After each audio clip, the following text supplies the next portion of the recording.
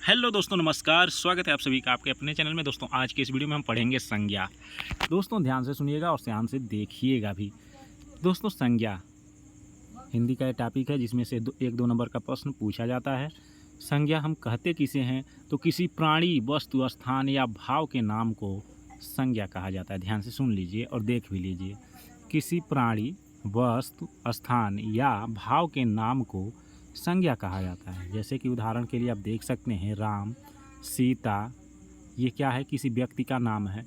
आगरा स्थान का नाम है। वस्तु का नाम घर है। भलाई यहाँ पे जो देख रहे हैं ये भाव है। यानी कि हम संज्ञा किसे कहेंगे तो किसी प्राणी, वस्तु, स्थान या भाव के नाम को संज्ञा कहेंगे। उदाहरण के लिए आपने यहाँ पे देखा, ठीक। अब संज्ञा का भेद पूछता है। संज्ञा का भेद यानी कि प्रकार कितना है तो 5 प्रकार का होता है, ठीक है।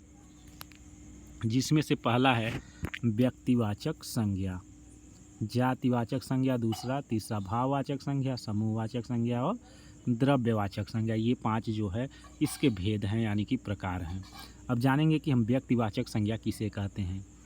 तो व्यक्तिवाचक संज्ञा जो किसी एक स्थान, एक व्यक्ति या वस्तु का बोध कराती है उसे व्यक्तिवाचक संज्ञा कहते हैं। जैसे कि राम हो गया, राम प्रॉपर एक किसी व्यक्ति का नाम हो गया। सोहन हो गया, मोहन हो गया, ठीक है। तो किसी व्यक्ति का नाम हो गया। गंगा, ठीक, या दिल्ली, ये स्थान का नाम हो गया।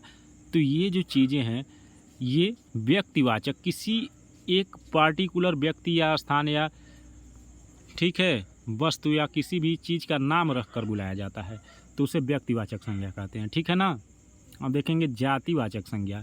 जातिवाचक संज्ञा हम किसे कहेंगे तो जिस शब्द अथवा नाम से किसी वस्तु या व्यक्ति की समस्त जाति का बोध हो। जिस शब्द या अथवा नाम से किसी वस्तु या व्यक्ति की समस्त जाति का बोध हो उसे जातिवाचक संज्ञा कहते हैं, ठीक है। मनुष्य, जैसे कि मनुष्य, पर्वत, नदी। अब यहाँ पे हमने ऊपर बताया था गंगा, तो गंगा क्या है? एक नदी है।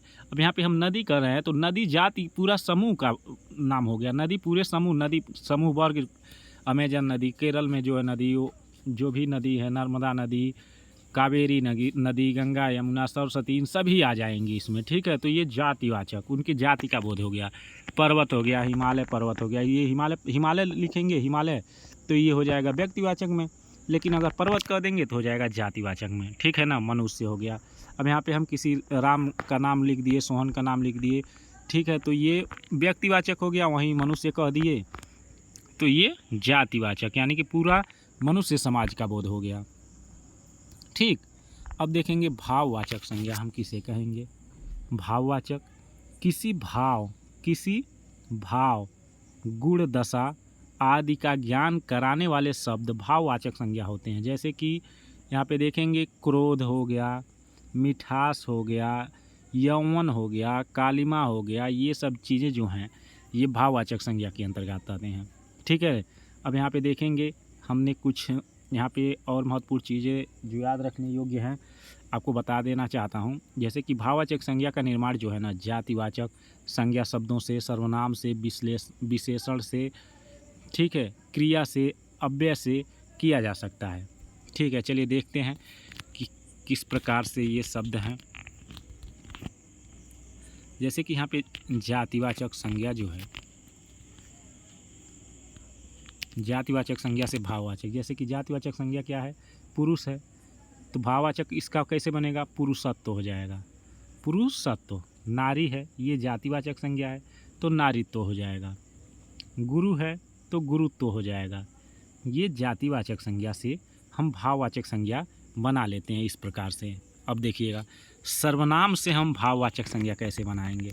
सर्वनाम से हम भाववाचक संज्ञा कैसे बनाएंगे? सर्वनाम से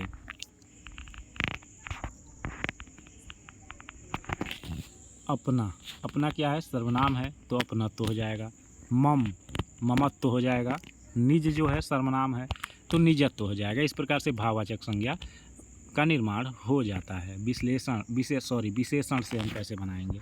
विशेषण से भाववाचक संज्ञा वीर, वीर क्या है? विशेषता है, किसी की विशेषता बताता है। तो वीर से वीरता और वीरत्व ये जो है भाववाचक संज्ञा हो जाएंगे। धीर ये भी विशेषण है, तो धीर से धीरता या धैर्य हो जाएगा। ललित ललित से लालित्य हो जाएगा। सुंदर ये भी विशेषण है, जैसे कि वह फूल कितना सुंदर है, वह लड़की बहुत सुंदर है, तुम बहुत सुंदर हो।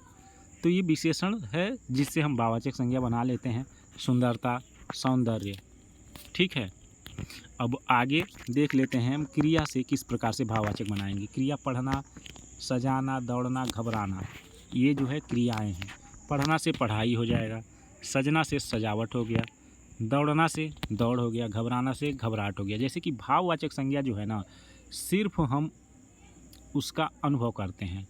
ठीक है, अव्यय से हम कैसे बनाएंगे। अव्यय जो है नीचे, नीचाई, समीप से समीप, सामीप्य, रुकना से रुकावट, शाबाश, शाबाशी, थकान, थकावट। थकावट जो है हम सिर्फ महसूस करते हैं, ना कि उसको छू पाते हैं। यानी कि भाववाचक संज्ञा जो है ना, भाववाचक, उन्हें हम महसूस करते हैं। तो इतना तो आप लोगों को समझ में आ गया होगा। चलिए अब अगला हम देखते हैं इसमें द्रव्यवाचक संज्ञा क्या है। द्रव्यवाचक संज्ञा, जो संज्ञा किसी द्रव्य जिसे नापा या तौला जा सके, जो संज्ञा किसी द्रव्य जिसे नापा या तौला जा सके, जिसे हम नाप लें या तौल लें, का बोध कराती हैं, उन्हें द्रव्यवाचक संज्ञा कहते हैं। ठीक है, जैसे कि सोना, चांदी, पानी, तेल। सोना, चांदी, पानी, तेल, इन सबको हम क्या करते हैं, नापते या तौलते हैं। ठीक है, एक चीज़ छूट गया था, समूहवाचक संज्ञा। समूहवाचक संज्ञा देख लेते हैं। समूहवाचक संज्ञा हम किसे कहेंगे, जिस संज्ञा से किसी व्यक्ति या वस्तु के समूह का बोध हो, समूहवाचक संज्ञा होता है। ठीक है, जैसे कि मंडल, सभा, भीड़, गुच्छा, कुंज, जैसे कि अंगूर का गुच्छा हो गया, बाज़ार में भीड़ इकट्ठा होता है। ठीक है, कोई सभा हो रहा है, मंडल हो रहा है, मंडल में। ठीक है, इस प्रकार से जो चीज़ें हैं ये समूह को व्यक्त करती हैं। ठीक, तो मुझे उम्मीद है आप सभी को ये जो संज्ञा के भेद थे पांचों, आपको समझ में आ गया होगा। कहीं कठिनाई महसूस होगी तो आप कमेंट बॉक्स में हमें कमेंट करके पूछ सकते हैं। मिलते हैं नेक्स्ट वीडियो में। जय हिंद, जय भारत।